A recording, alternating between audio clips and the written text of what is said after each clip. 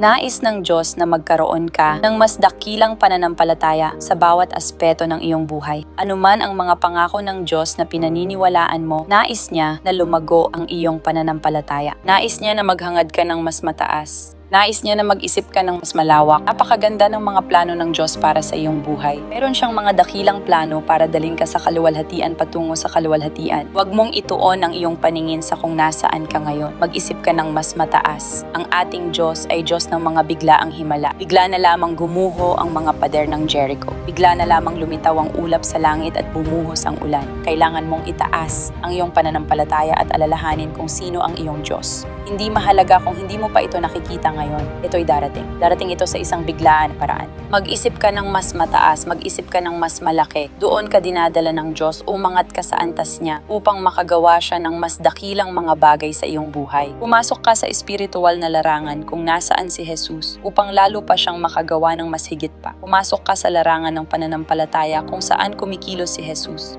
Ikaw ay inaangat. Dadaling ka niya mula kaluwalhatian patungo sa mas mataas na kaluwalhatian.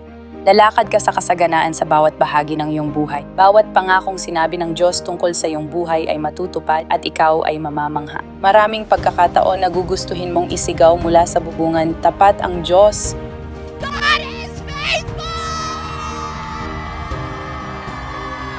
Sumigaw tayo ngayon sa pananampalataya na siya ay tapat kahit hindi pa natin nakikita ang katuparan ng kanyang mga pangako. Huwag nating hintayin na matupad ang mga pangako bago tayo sumigaw. Amen. Pasayahin natin ang Diyos. Pasayahin natin siya ngayon. 1, 2, 3. Tapat ang Diyos! God is faithful!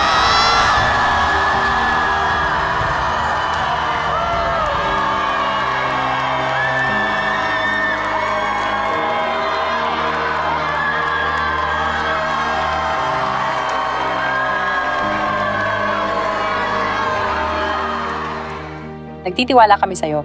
Ikaw ay tapat. Ikaw ay mabuti.